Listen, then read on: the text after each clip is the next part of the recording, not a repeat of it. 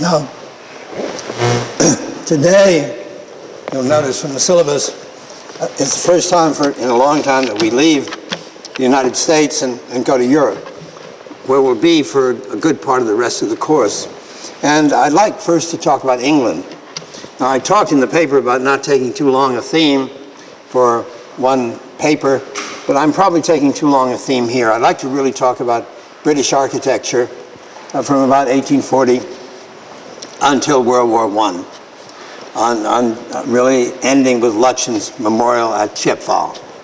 And I wanted to take certain themes. Now, the first theme is one that we've hardly had to touch at all in talking about American architecture, where, in a way, we were talking, if you remember, about Jefferson, about a frontier, and the development of his cities, a lot of energy, a lot of space, new things happening, suburbs and so on. But in England, right away, in the 1830s, we have the problem of the Industrial Revolution. And so British architecture, starting in the 1830s, has a very strong social content, a social direction, a social mission, social theme. And the British architects still have that. People like Rogers, to a lesser extent Foster, make fun of the Prince in a political way. They see themselves as socialists. They see the Prince as representing an old and worn-out kind of society. And they see modern architecture still the way it's been looked at in England for more than 100 years, 130 years. They see it as a social mission. Now, the reason for that, I think you can see in these two slides. They're by a Frenchman named Gustave Doré, who was a printmaker and illustrator in Paris. And they're a little late for our purposes, but they show us the way things were already looking in the 1830s. They're from 1872. And they show, on the left, people riding in the park. And they show the enormous difference between rich and poor. They have that French fascination with the English milord.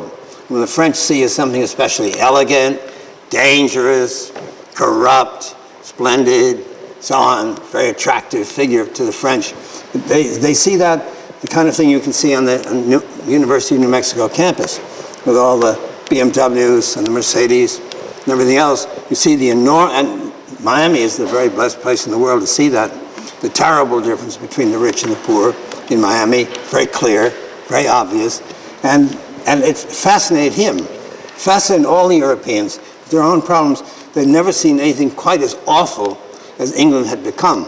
On the right, people sleeping under the bridges, the homeless sleeping under the bridges. When I first used to show these slides back in the 1950s, they seemed very old-fashioned. Then coming along in about the 1980s, 90s, they began to seem very up-to-date. We were dealing with very literally modern problems. I row in the canals here all the time, and I go under the bridges. Back there in 10 or 12 years ago, there used to be the homeless sleeping under there. Then all of a sudden they were gone. I don't know what happened to them, nothing good. I imagine under one bridge, under Ponce, there was for a couple of years a kind of still life of a half jug of white wine and a gruesome pile of bedding. There it was. And it was there, it was like a monument. It was there for years, untouched. And it was a monument to that. So it seemed very up to date, as a matter of fact, the way the English felt about it, or the way the French felt about the English in 1832. And of course, the cities, most of all, the new cities, the slums, despite all the slums that cities had always had, nobody had ever seen congestion quite like this, or pollution, the smog, the fog, the whole business of the city is an unbelievable horror that Dickens writes about so well, is there.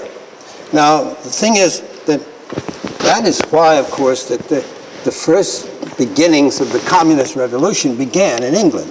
They began with Friedrich Engels. Engels wrote The Condition of the Working Class in England in 1845, really the first communist book. And then Karl Marx himself wrote the Communist Manifesto in England in the British Library in 1848. And later he wrote the first volume of Das Kapital in 1867. But the British never took to communism. They never took to socialism in its more revolutionary forms. And the reason for that happens right away. It happens in the 1830s.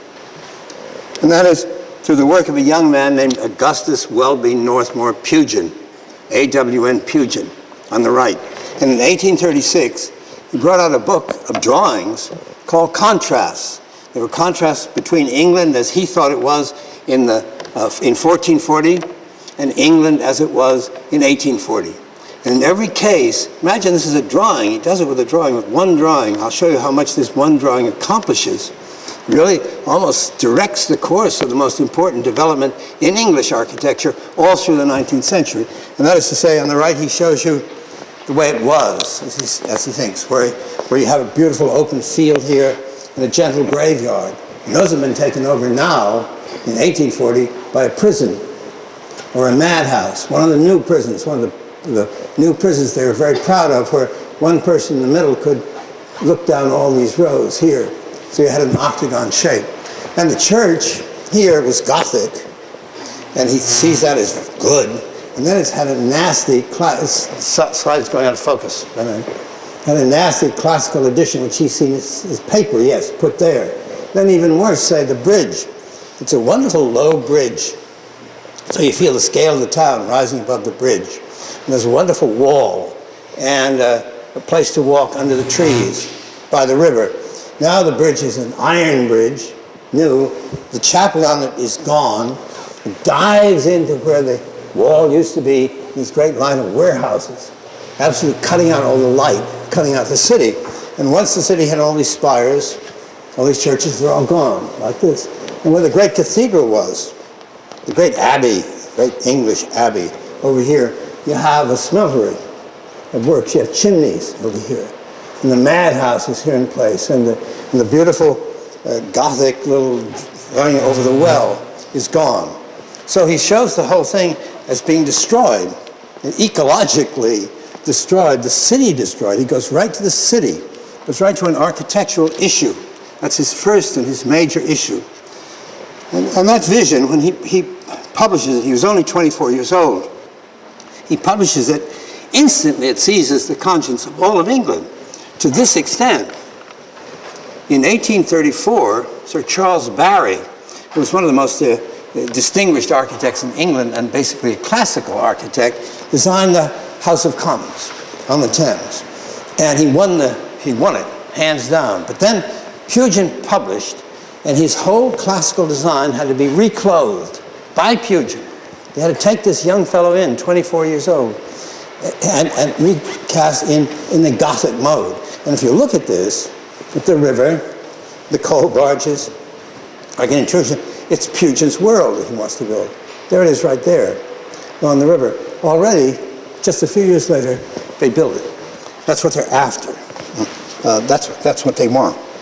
Now, in contrast, Pugin goes on. And he's wicked the way he contrasts these things. He shows you, for example, an almshouse in the Middle Ages. And it's beautifully constructed. He always shows them as solid. And it's open to nature. And it's very beautifully articulated and warm, chiaroscuro, light and shade, fitting in with the landscape. And it's got a wonderful old man who's in charge of it all, right here, who is here. And the people who live here have a nice costume, like this. And this very gentle, benevolent figure runs it. And you have wonderful things to eat down here. And when you die, you get a splendid funeral right along here. Whereas now, you have the madhouse, or the prison, one of those new model prisons that I told you about. And when you die, you just get a cheap funeral like this, if you live that long, over here. And here you have a homicidal maniac who's in charge of everything, with his coat of nine tails. And you're in a cell, and you get bread and water to eat. And he equates classical architecture with this social condition. Now, this brings us to the question of morality in architecture. From that day to this, especially the British, have been preoccupied with morality in architecture. Now, sometimes morality is applied to things like, you must not cover up the actual structure. That's moral to express it. It would seem to me that's a misplacing of morality. What's that got to do with morality, whether you illustrate structure or not? But if you take morality to an urban level, where you say, that's the way it ought to be, and not that way, that morality, it seems to me, is viable. Makes sense. And I feel that. That's why I believe in the new urbanism. It's a way to direct a moral principle that you can't direct to architecture. That's not immoral. as a building. The institution is maybe like this, but that's a totally different thing. But he equates the two, that's the point. And those two equations go right through English thought, and they come right into the Bauhaus. Bauhaus is rather designed like that, asymmetrical and so on, rather than symmetrical, classical, that remains the villain, right through, really almost to the present time. And then he proposes, wait a minute, this one. This is something else that when I used to talk about it 54 years ago or so, seemed old-fashioned, one didn't have to worry about it. Now, of course, we have an enormous percentage of people, especially young people, especially young black males in prison. We have more percentage of people in prison than any other country in the world. And we still have a death penalty. We're one of the very few civilized countries to have a death penalty still. And this is Doré looking at English prison. You remember that image gets Van Gogh later, and he paints a painting on that theme right there. Well, it's a theme with us. It's a fact with us. When I was writing an article for the Times in the year 2000, they kept sending me data. They kept insisting that 20% of young black males were in prison. I felt that was too high. They kept insisting. It's an enormous, enormous number. It's mad, really. Though that's, of course, primarily because of the crazy drug laws, but nevertheless. And that problem starts, curiously enough, in Philadelphia. And everything he's talking about really is first worked out in Philadelphia. The word penitentiary means, of course, the place where you have to do penance. Now, in the old prisons, they may have poked you with sticks and pushed you around, but they didn't insist that you repent. That you were still a man, you remained a man. In the new prisons, and this is the Eastern State University by John Haviland in Philadelphia of 1823 to 29. And it's on the new principle of the penitentiary.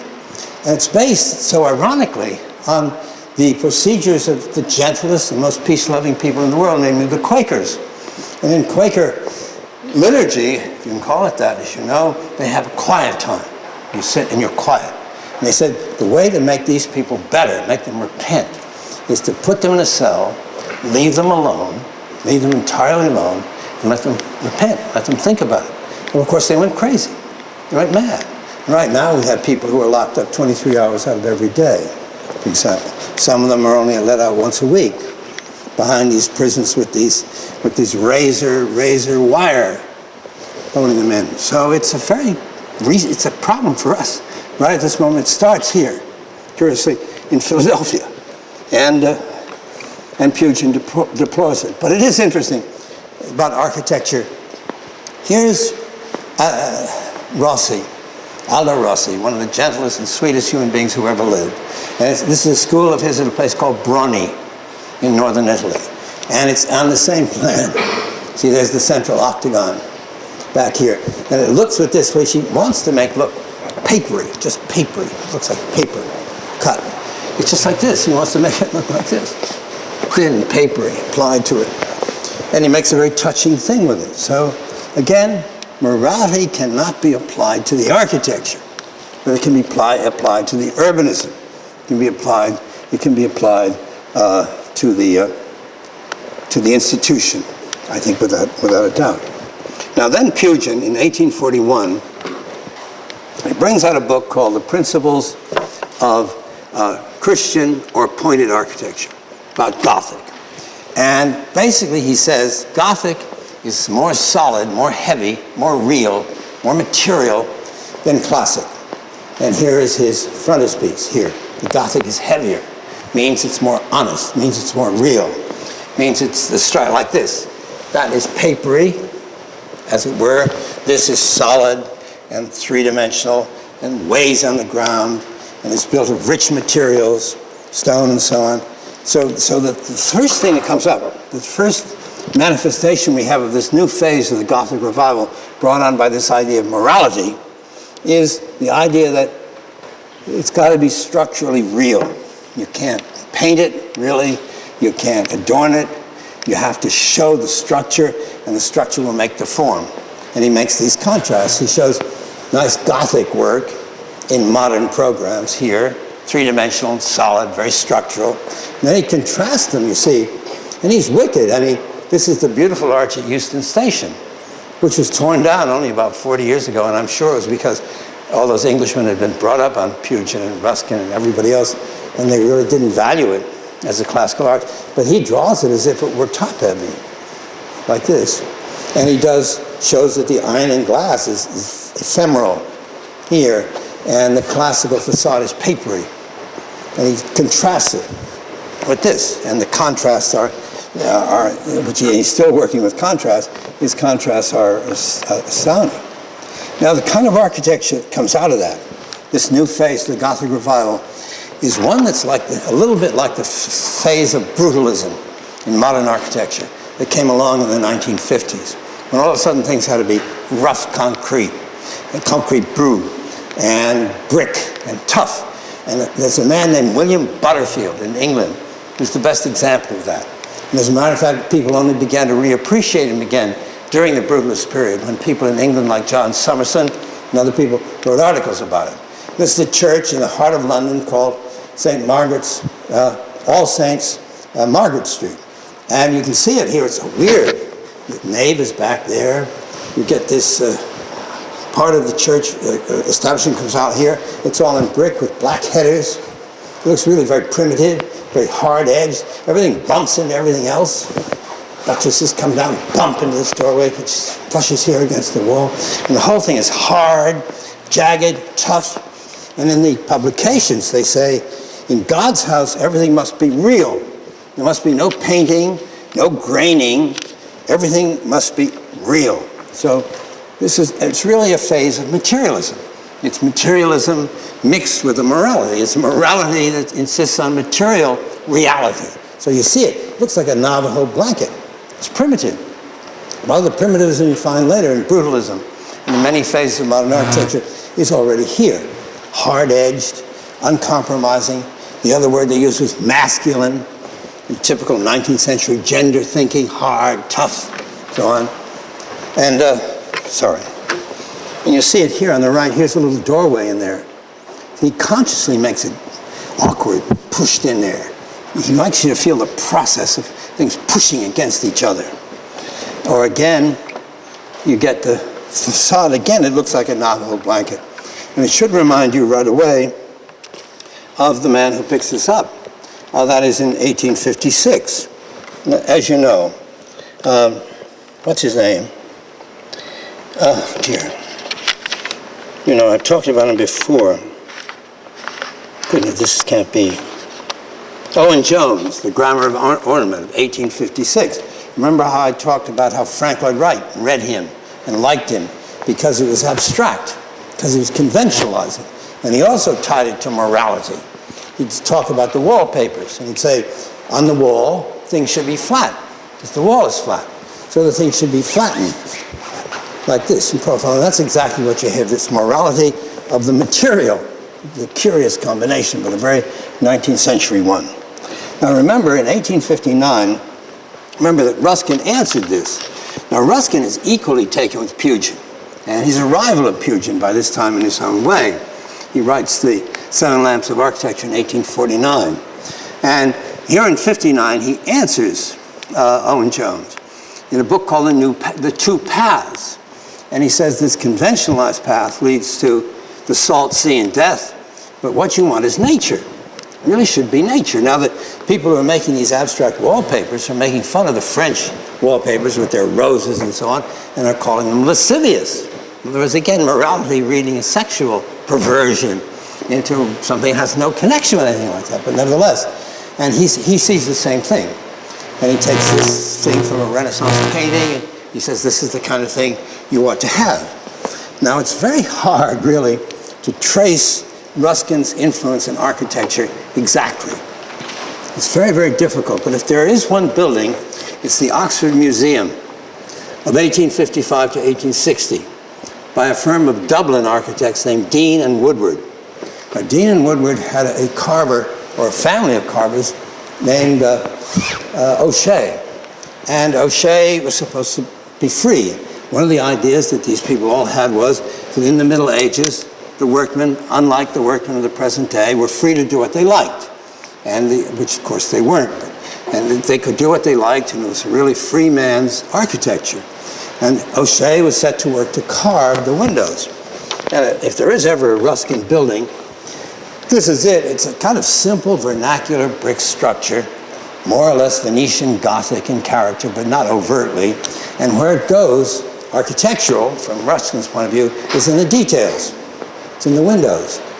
Around up here, it's where the carver gets at it, where you get the sense. That's what Ruskin liked, the sense of the touch of human beings caring about it, putting it together.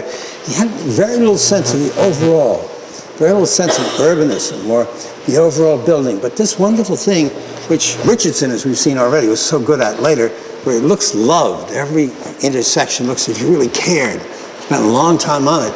The best thing of all being carving, natural carving, is what he wanted. So they set O'Shea loose, and he liked to carve running dogs. See these dogs running around. And there's that famous story where the rector says, carve something else, carve parrots and owls. And he has a temper fit and won't work for weeks and so on. Parrots and owls, he kept saying.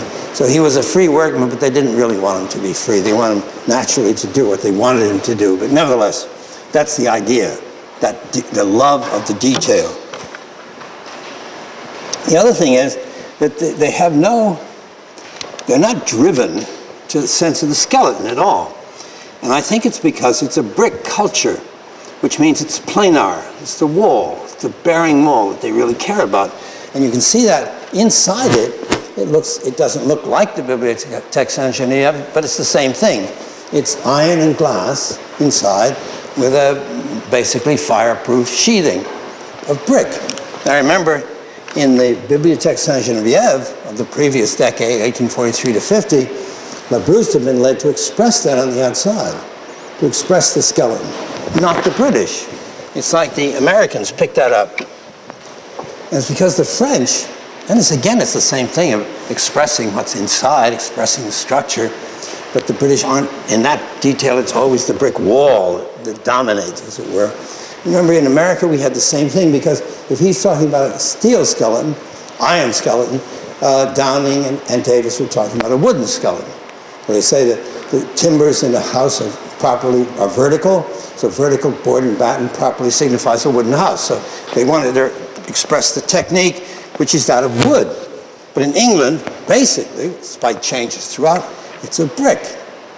Now, if we get the British vernacular, which is the equivalent of the American stick-style vernacular, it's a vernacular of brick rather than of skeleton frame, as it was in America. So the American stick-style is equal, really, by this saying, roughly connected with the Gothic revival, but basically a vernacular revival of the way you actually build here. And this is that famous red house outside London by Philip Webb for William Morris. And William Morris, remember, was also the founder, as we'll see in a moment, of one of the socialist parties in England. So it's part of that whole thing, part of that idealistic, fundamentally gently socialist, not violently socialist, English adjustment to their problems. And you get almost the same massing, really, basically vertical, active, high roofs, highly articulated, that you get in the highly articulated American stick style of the 1860s and 70s. And inside, but of course you get the vernacular here. It's really interesting. I mean, what Pugin would not have done, the vernacular is also eclectic. I mean, you might say this vernacular goes back in Europe to the Romanesque, really, plain masonry wall. But these are 18th century type windows. And they don't use the more medieval casement, but these basically double hung types, which are basically Georgian, and then circular windows, which they insert, which are classical, really. It's an eclectic vernacular, as it's actually grown up out of reasonable use and the reasonable creation of details. And inside, it still suggests Pugin, in a sense, there's always a kind of sense of the church about it. There's something that's involved. You have, first of all, the expression material, and here you have the arch, the relieving arch, so this can be non-bearing underneath. Then this looks like something in church furniture, something in an altar. Both of them are handicraft, beautiful craftsmanship, big in scale, not very domestic in scale. You see them on the stairway, where the newels and the post note really look like on church scale. And they play off that and the very heavy structural brick with this absolutely non-bearing wallpaper. And this, of course, is by Morris. And Morris, of course, picks up. He's the one who really picks up Ruskin's directive that you've got to have it naturalistic. And out of that comes his whole industry of wallpapers and book illustration and textiles in these wonderful, beautiful, floral, natural patterns, which are the other side, the opposite side. But they're both going along with the same morality. Everything is all involved the same, but they take a different route. It's all involved. It's just the opposite, the natural opposite, the other side of the coin from Owen Jones, as we've already seen. Now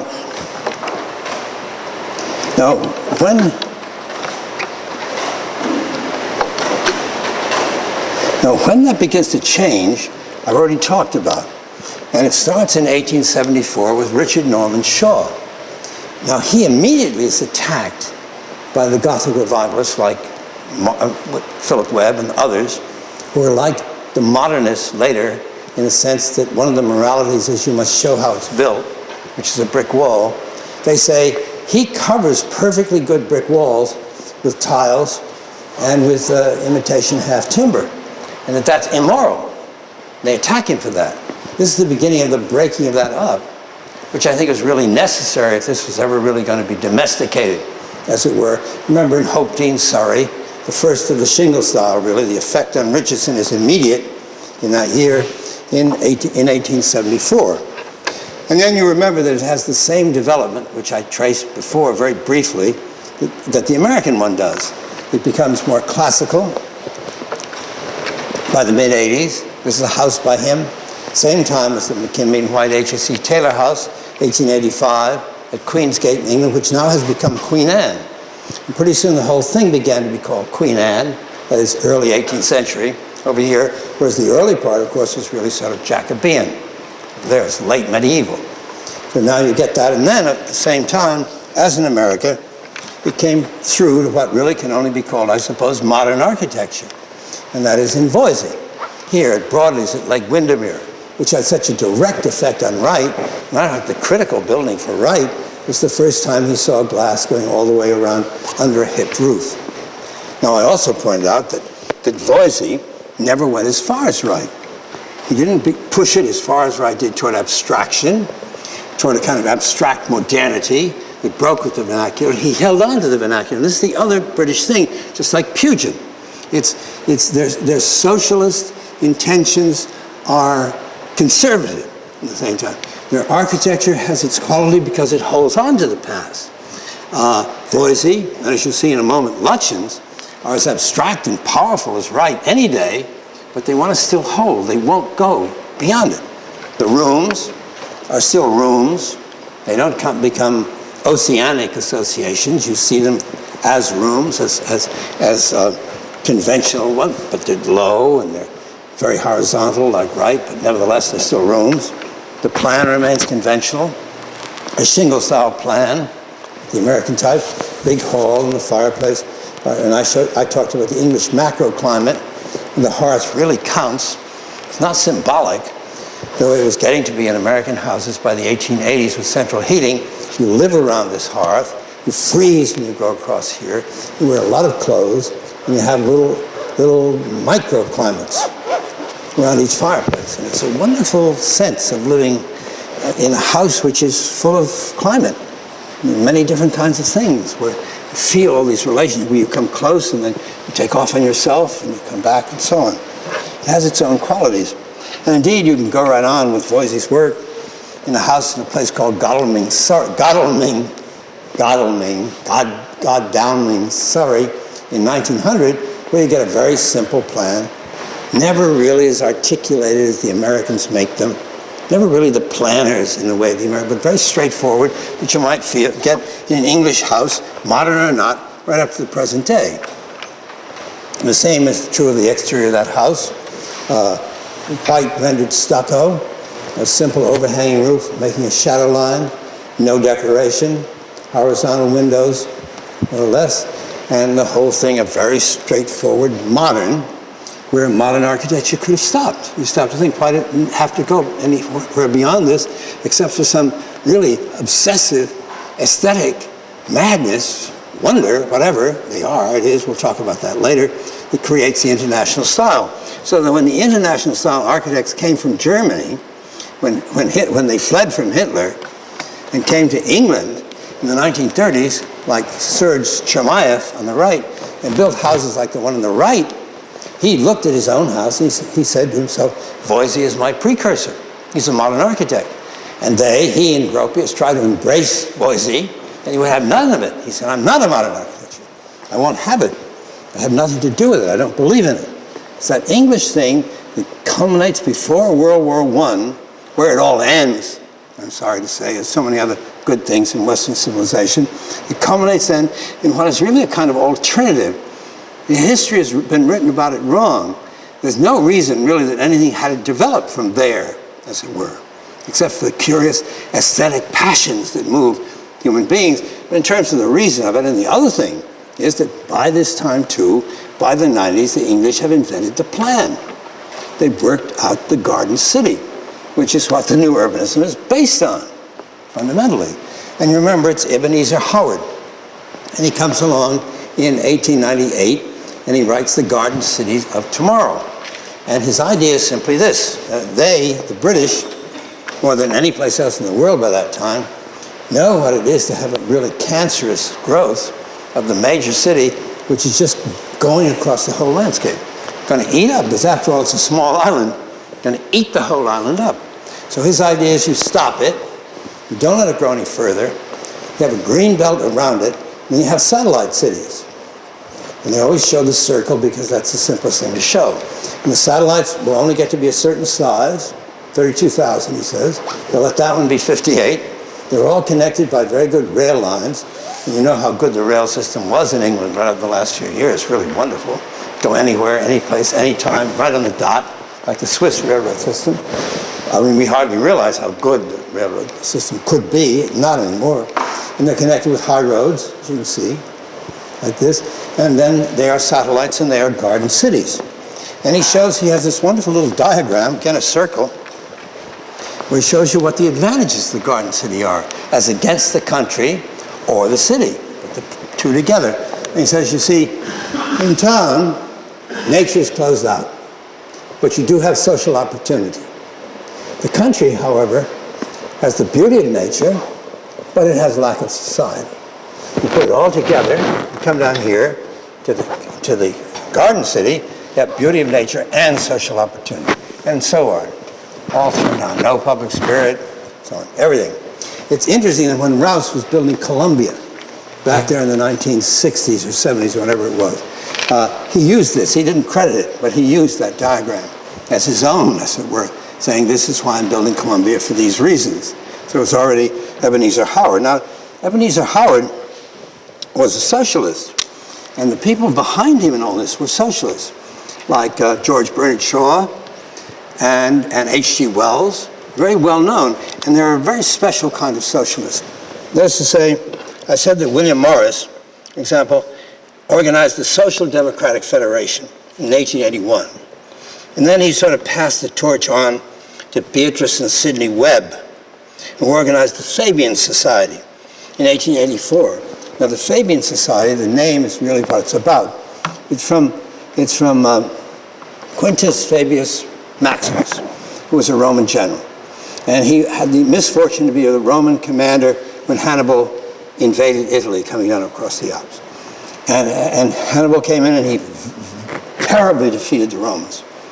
Then Fabius took command, and his strategy was to stay away, to delay, stay away from him, lead him all over Italy, lead him away from Rome, but never have a pitched battle with him.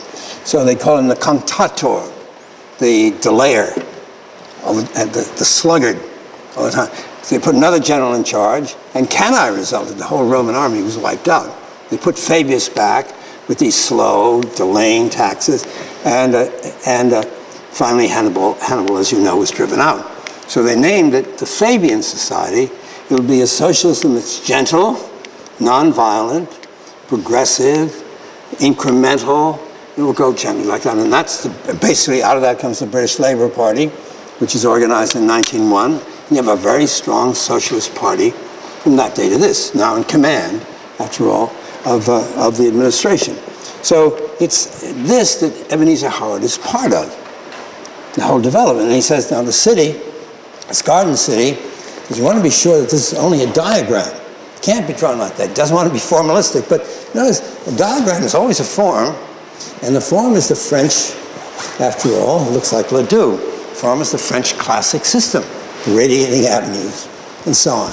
And he uses all the fashionable things that have come along through the 19th century. He has a Grand Avenue, the great boulevard here, and he has Crystal Palace somewhere, right here, coming along, and so on. But he says it's only a diagram, and when they build it, first one, which is at Letchworth, which is a center of socialism, ideal Fabian socialism in England, very important to Shaw and to Wells both there.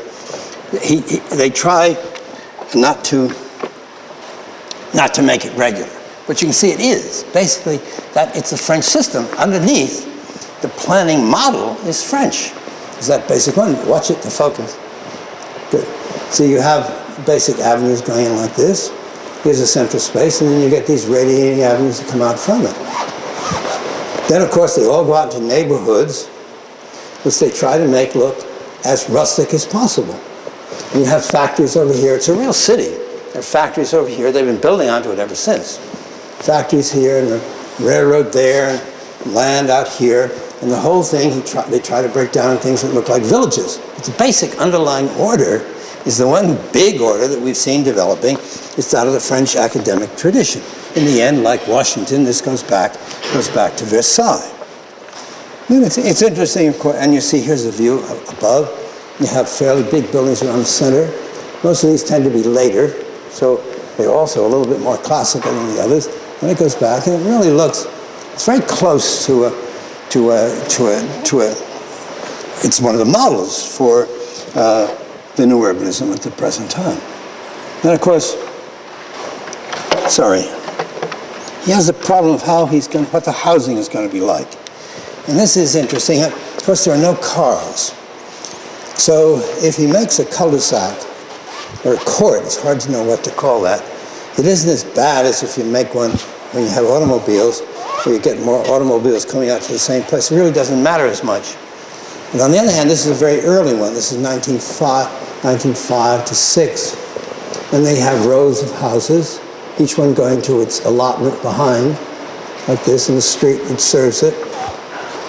They try everything. They have a really kind of boulevard going in here. They have one real dead end in here, and so on. But what they finally work out, and as the neighborhoods develop, is much more like this, where you get a big sense of a big block, like this, and they give you 4 ways in and out through it. So there are no real dead ends to go through. And if you get to this point, you can go to that street or this street, either way. Remember, there are no automobiles this time. It's all foot, really. I doubt if they're even in this scale. There are carriages even, after all, 1903, and the years directly after. And of course, it's basically groups of row houses. Sometimes only 2, sometimes 4, sometimes 5, sometimes more, like this. And each one of those groups of several houses is designed as if it were one house. So this is one, for example, a fairly elaborate one, with a smaller house here and a bigger one here, this, and pretty capacious and so on, but it's still joined houses. And it's designed, as you can see, as if it were one asymmetrical composition, not a regular repetition at all. Indeed, if you go on to a smaller one, like this, where they really are very small, here, where you just go, you can see how tiny they are compared to the others. Still, it's all designed as one composition. More or less symmetrical, but not entirely symmetrical. All different, a little bit, composition. Very much like a house by Voisey.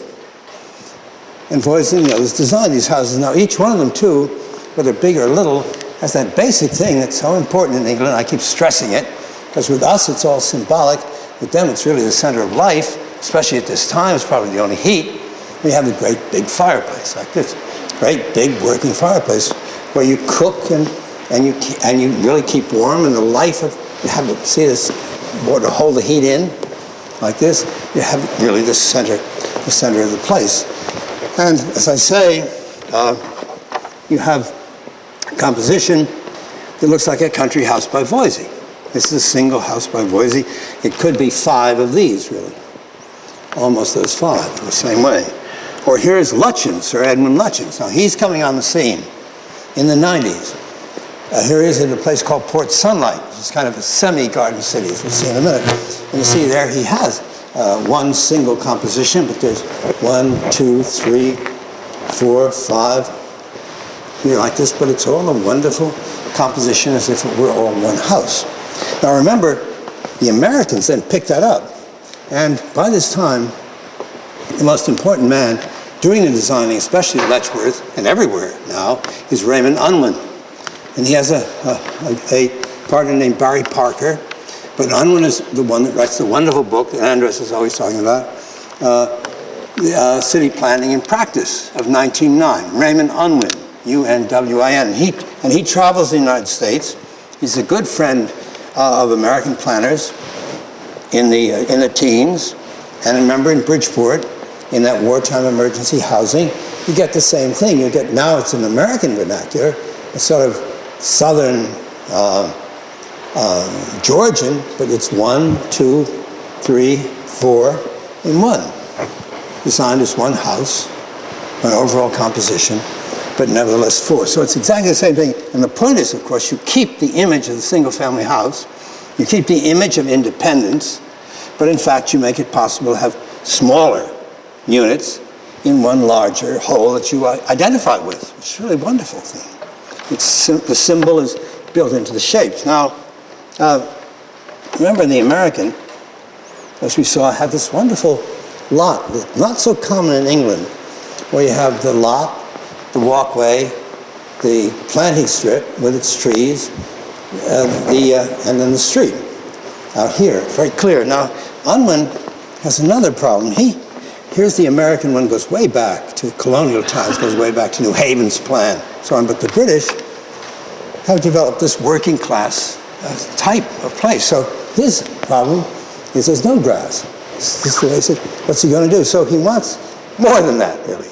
He wants a garden on both sides. And you see, it's not nearly as close to the street. You don't have that same, as it were, almost democratic imperative that you've got to be able to see the house.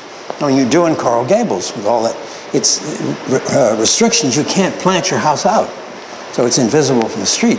It's illegal. It's part of the experience that the people on the street have a right to from that point of view. And the English, not so much, goes back. He's got to break that. You see, he feels he's got to break that. We don't have that smothering thing on us, as it were. But he did, and he felt it like that. So what you get, say, in a place like Letchworth, is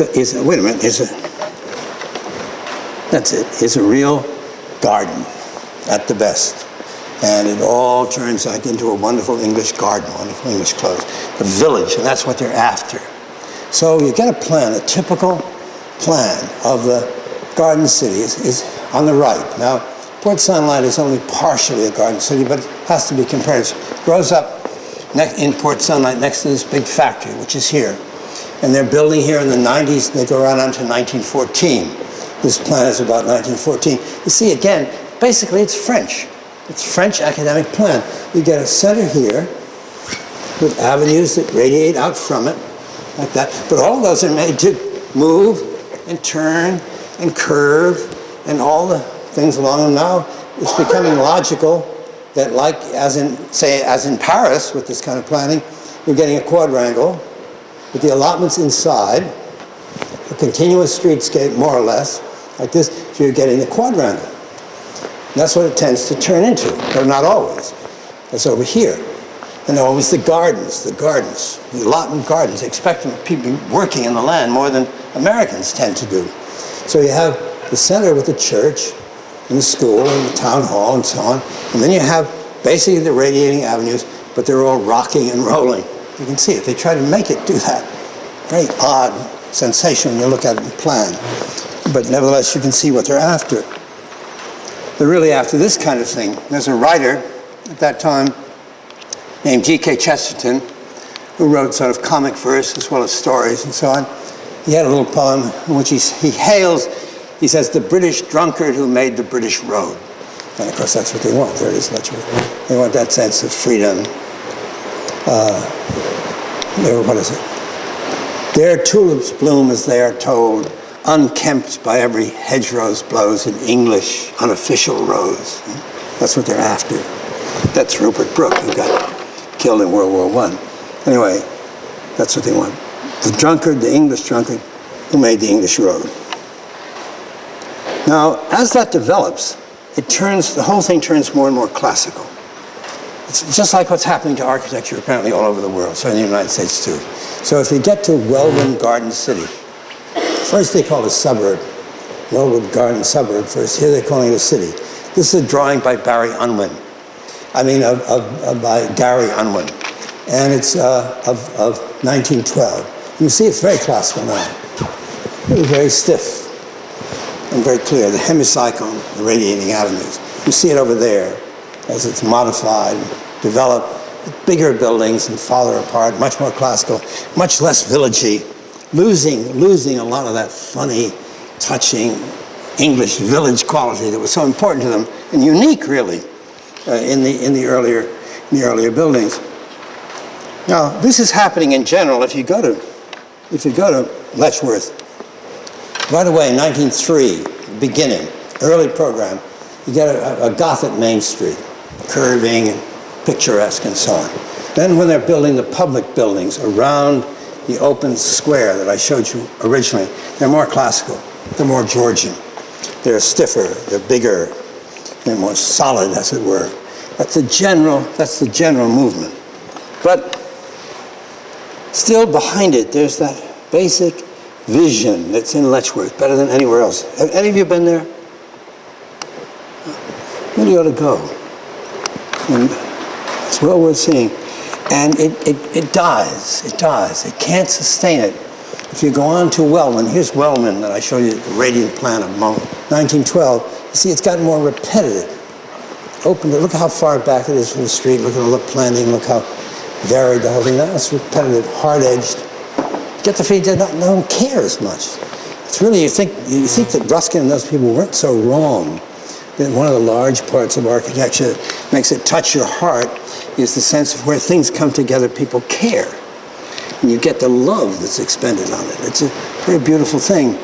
That you feel that's going. Then they build one after the war. Harlow Newtown, just one. When they needed it, the impulse had died. And this Harlow Newtown is 1947. A man named Gibbard is the architect. Now you see it's gotten stiff. It's gotten abstract, it's gotten mannered, it's gotten very repetitive. You can see it here, one after the other. And that whole original impulse that led them to all that British drunkard, the British road, and the garden, and the planting, and caring, complex designing of forward and back, all that disappears, and the building types change. Things they never would have used before. The high-rises of the international style come in, and the plan looks like an abstraction. And you can't imagine that plan contrasted with the plans you saw a moment ago, where it's all people walking through them. This is an abstraction put down on the page. Again, it's that planning has died, and when they need it after World War II, it's gone. Now, the most perfect of the garden cities has never pretended to be a real city at all. It's Hampstead Garden Suburb by Unwin, starting in 1906, and built on for a long time, of course, through World War I. Now, you can't look at that without thinking, I think, of Seaside. It's almost the perfect one. But again, there's no industry. It's only a city by image, as it were, by symbol. It does have a lot of shopping, so does this one, and so on. This is much bigger than Seaside. And also, Seaside, it's interesting, Seaside has a really very touchingly eclectic vision here. It's as if Louis Kahn once said to a young student, don't put everything you know into one building. Don't try to put everything you know into one. But it's really touching, I think, the way Liz and Andres and Career and so on do put everything they know into one building. As I say, you got big hemicycle, and you got the radiating avenues, and you get the hemicycle there, and you get the row houses, and you get the individual houses, and you get the bigger houses around here, and so on. That's a really kind of wonderful thing about it. It is that. It's quirky and strange and funny, and all those things because of that. But the one on the left, really, if you look at that, you've seen that vision already. Here it is in 1906. They're building Pugin. They're building Pugin in England's green and pleasant land. That's what they're doing. Look at his drawings here, and there's churches, and the gentleness. That's what they're after there. And the plan is really wonderful. I was just looking at it this morning. It's the most fantastically wonderful plan. You see over here, facing the open land, they even give it a wall. It looks like a wall. You see it here. And here the plan is tight, and it's coming into rectangles, quadrangles. And there more or less is a wall, and you just have a few places through it, really. Like this. Then you come to the center, which you see there, with the Anglican Church and the Free Church, both by Lutyens over here. And they're bigger buildings, Georgian, shaping it like this. And then over here, all of a sudden, the plan just balloons out like that. This is the tight one. It goes out like that. Really great. You really feel it reaching out across the landscape. And over here on the biggest road around there, they have a great big shopping area right there. Closest thing to a shopping mall you're going to get in that period. There's no real industry and so on, so they never call it, but it's the most perfect. Any of you been there? Again, it's a place you've got to see these things if you're going to understand the new urbanism and its weaknesses too at the present time.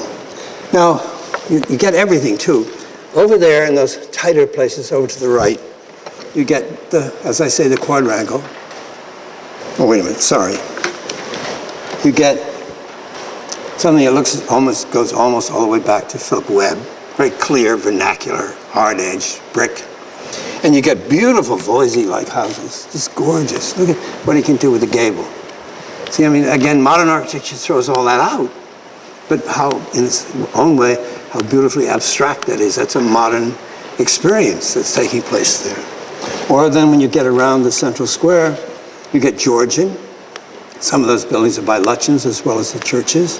And when you get over at that big shopping center I showed you, it looks like a big German Hanseatic port.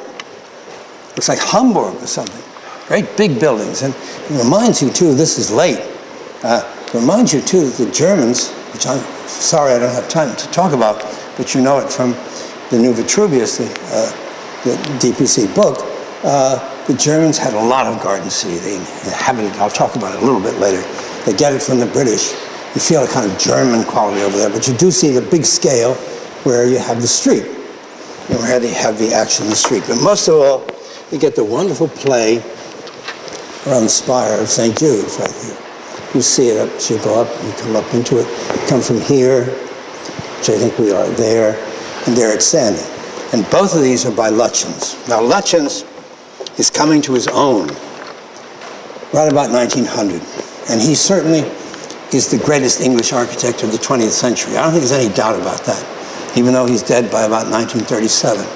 And the modern architects later, like Jim Sterling and the others, tried to write him out of history. When Venturi went to travel in England to study Lutyens in the 1960s, Sterling would take him around to parties, and he would say, they all try to talk like the Beatles in those days, he'd say, he's interested in Lutyens. They all laugh, and they fall down laughing. Oh, it's the funniest thing they ever heard, because they'd written Lutyens out. Lutyens is supposed to be an imperial architect. He's supposed to be a traditionalist architect. He's supposed to have built all this traditional stuff. But you see how abstract he is. The same thing we talked about before in Voisey, but much stronger. Look at St. Jude. There's a Gothic church. Here's a Gothic tower. How tough it is. How sharp. How abstracted. How intense it is. Right? Same thing, here's the other one, which doesn't have a spire because it's low church here. The Free Church, for everybody who's not Church of England. And there you have equal abstraction in different forms. Now Lutyens also, by this time, by 1900, is really building the most beautiful houses that come out of this whole thing. And the most important, I think, for everything that comes afterward. You remember Deanery Gardens at Sonning, I talked about before, as surely influencing Frank Lloyd Wright in the Hurley House of 1902. This is 1900. The vertical shaft, the horizontal lanes, the hip roof, the arch, and so on. And Wright and Corbusier both said slightly different words, almost the same. I always keep a volume of Lutyens under the desk, under the drafting table. I've always got Lutyens to look at. Because Lutyens is he's the great abstract artist. Even more than they are, I think, really. You can see both of them come out in ways like this. I mean, there's the wall to the garden here. I mean, this wonderful thing, a symmetrical organization of this tough medieval structure, and then the light columns holding it up, deep shadow in here. Bob Stern has ripped that off 2 or 3 times in very successful houses, normally expensive houses, which really come from this. Then the other thing he's got is the garden. And he's got a great gardener. He's got Gertrude Jekyll, who works with him. And you see what she does. Here you get this very abstract house, and she just assaults it with the greenery. I mean, it climbs up the stairs, takes over the house, tries to get in the windows. It's really wonderful. It's 2 opposites. This wonderful abstraction and this nature living, just active, just eating its way up into it. The best example of that is this one called Little Thacum in Surrey, where you get a very symmetrical composition with a bay in the middle and 2 frontal gables and big ones on both sides in the courtyard, and wham, the garden is just attacking it. Climbs right up the stairs, it's right up against it, climbs the walls. And when you get in there looking for your way, here's the middle, but the door isn't there. The door's way over the side. They utterly breaking all the rules of this symmetrical organization. 2 opposites together. And when you get in there, behind that, you're really like in an outdoor space in a funny way. You get the big scale, all the details, and you've entered from here, you come in here, you're behind that glass, you get this rustication, like something from Serlio in the 16th century, like something outside, really. And then just to the right, you keep that in the frame of reference, there's another doorway to the right of it, and then a fireplace, and then as if you were looking at a balcony on the outside of a house, looking down. And then you go around those stairs, and you come up that upper level, and there on the upper level, the ceiling is so low that you get the feeling you couldn't stand up straight. You see how high this is in relation to it. It's pushing the scale, indoor, outdoor, big scale, small spaces, things attack you. It's just the opposite of Frank Lloyd Wright's making it all perfect and making it all homogeneous like this with the shadows going out to the light. This is not an architecture. It's like the British don't worry much about kids. Or they didn't at this time. They sent them off to school, poor little buggers when they're about 7 years old. Off they go. This is the play, very sophisticated, mature. And Corbusier picks this up. This is the anti-Oedipe, the anti-Frank Lloyd Wright of Corbusier. One of his early houses rips this off exactly, including the low upper floor, like that, which I'll show you later. Another one Corbusier used is this one called Heathcote in Surrey. Now this shows also how things are getting more classic as he goes along. First it's inside, then it comes out. It's a symmetrical classic composition. Corbusier picks all this up later. And you have a very strange composition. It opens in the center like that. There's really a void in the center.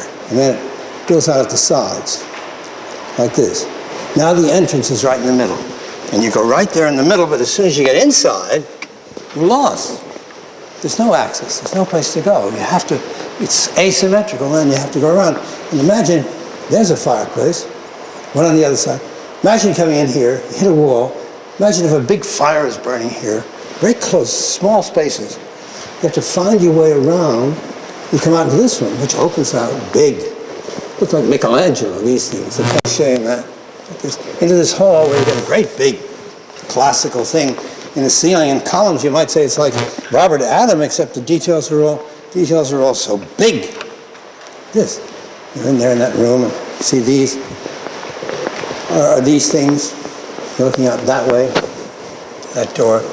And up there is that big thing at great scale ahead. So he's a wonderful planner. His plans are well worth study. And they're not integrated, they're just the opposite. They're challenging, playful, strange, calling on all kinds of complicated contradictions. Now, he's also a great planner. And he builds New Delhi for the British Raj in India, the British government. And it's a loaded site. Here's Old Delhi, which was the center of the Mughal emperors. And the British think of themselves as the successors of the Mughals. When they ruled India, the British, they liked the Hindu all right, but they really loved the Muslims. They liked the Muslim style. They liked the horseback riding. They liked all that tough stuff down from the north. And the Mughal emperors reigned here in Old Delhi, in the great Red Fort, which is there. And this was the center of the mutiny. This whole place was soaked in blood in 1857 and 58, right through here. And it was stormed by the British troops in 1858. And right next to it, he lays out New Delhi, 1912. And it's no sooner finished when the British leave India. So the whole thing, starting in 1912, is never really quite finished when the British go in 1948. And you see what it is. It is a garden city which is laid out in quite a strictly classical way. But it is a garden city. Low-level buildings, down like this. And it has a business center up here, a railroad and so on. And the great commemorative thing is along here. We have the Viceroy's house right here, with his garden behind it.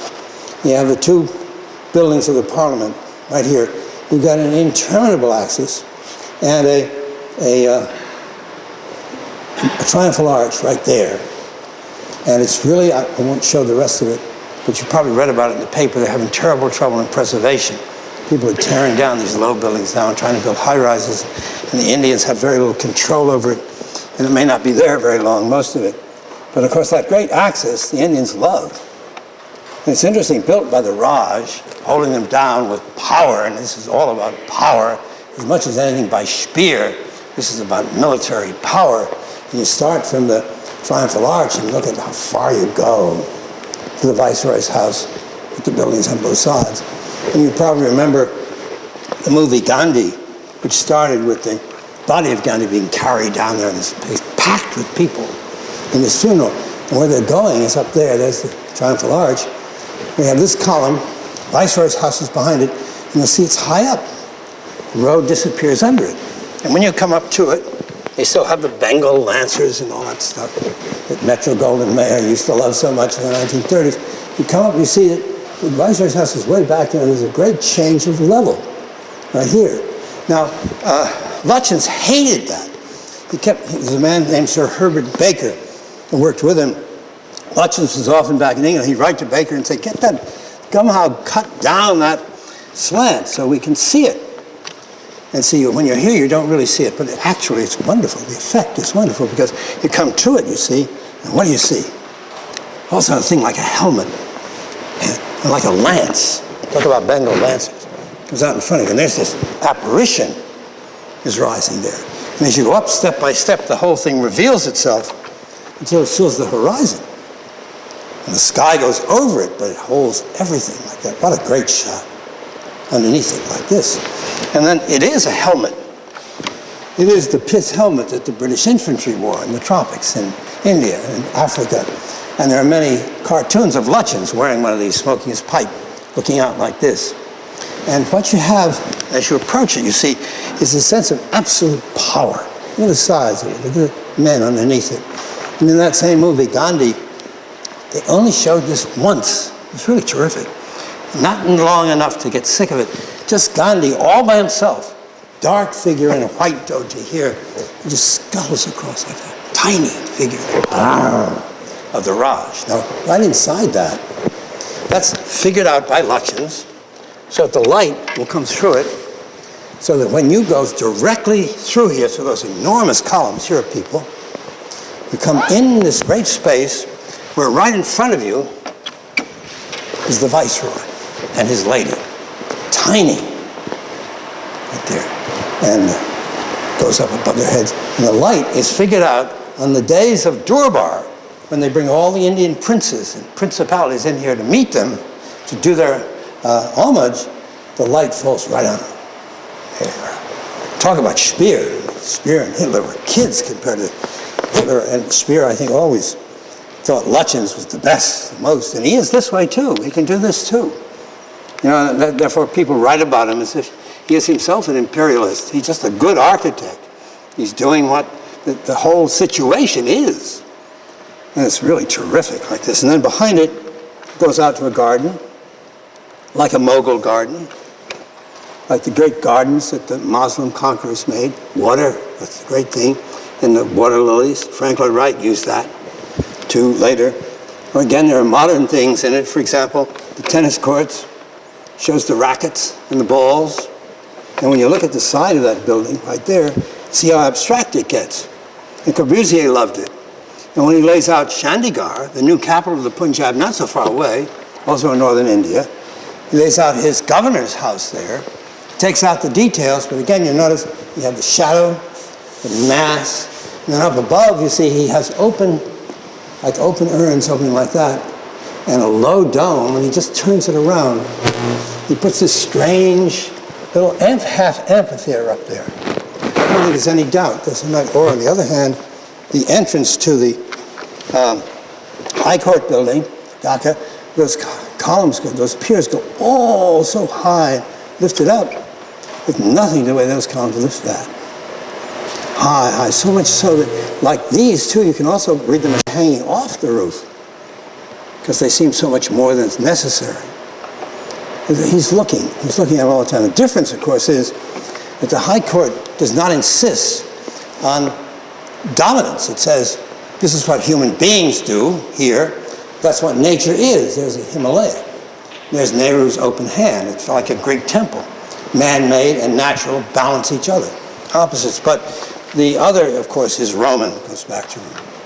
It's on an axis. It insists. It encloses. And the avenue that goes down from it not only leads to it, but also extends its power out across the landscape. Now, this started in 1912.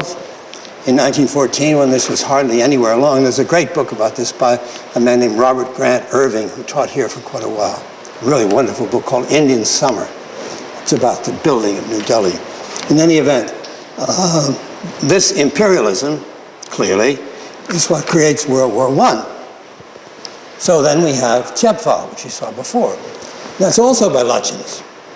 And remember I said we come up from Amiens, we go on this road, and we feel very exposed. That's where the troops came under the machine gun fire. You feel it sweep it. So we look for cover, and there are draws on both sides of the road. And every time you look down to one draw, there's a cemetery. Because the infantry had that idea before that, but they were caught by the mortars and by the howitzers, high velocity weapons down below. And then when you get to the top, the objective, there on the height above the town of Albert, there's the monster that we talked about before. There's that ultimate portrait, that portraiture we talked about, the landscape portrait, how classical architecture can be symmetrical and make the suggestion of a face, of a mask. And it is a great, open, empty, horrible, domineering, but most of all, empty image of war, which is what it is. Utter power, utter dominance, and nothingness. And as you approach it, you feel that even more. You see how good Lutyens is. Frampton, in his book on modern architecture, writes about this memorial as if it had started World War I. You know what nonsense. Lucky we had an architect who could express the truth about World War I, and basically about any war. And again, remember, it goes back to Palladio. Palladio would make the image, the Villa Pisani, Bagnola that we talked about. There's the rusticated face, the mask. And in this one, of course, you have to climb into it, with the sarcophagus down below and all the names, the things that caught Myolin's attention. See how special things catch people's attention, and you spin off from it in a way the artist by no means intended. I mean, the names are important, but they're not the most important thing in this monument, which is its threat and its emptiness. But they were from Maya. She read all those names. Here. As she came up there. And then remember what you get when you get up here. You get what you don't get in the Vietnam Veterans Memorial. You get the troops. French on the left, English on the right. French tough little crosses saying unknown, inconnu, That's all. Over here saying a soldier of the Great War, known to God. That's all. As I said before, everybody's crying because you basically feel, more than any other monument I've ever been at, is telling the whole truth. You see, there's the monster. He doesn't for a moment burk at what a horror this is. And there are the men, unbroken. It's really terrible. The terrible courage of human beings.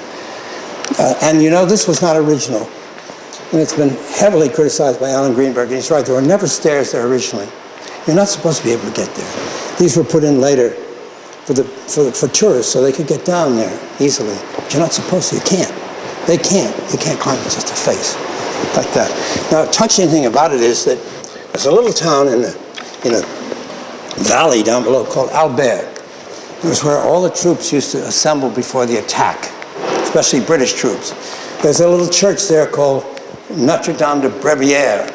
It's a pilgrimage church. It's a French neo-Greek church. You see what it is. It's the model for that. There's the brick. There are the three-lobed entrances. There's the white. Lutyens takes it and abstracts it, classicizes it, geometricizes it, but that's it. And the other thing about this church is that it has on the top the statue of the Virgin holding the Christ child in her hand. During the war, well, the British troops were all marching underneath it, going up to battle, probably to die. An accident of bombardment had caused her for more than a year to lean over like this, as if she's about to dash the Christ child to the ground down below. And all the troops, Wilfred Owen, all those wonderful poets who died in the last few days of the war, wrote about that there. Lutyens takes that. He takes it, and he makes it, he says, now it's here, the great Lord Death rules over all those marching people like this. And he tells you the truth about the war, all wars. And you see, here you are, it ends it all. There is Pugin's vision, and here's the way it ends with World War I. That's really when it does end.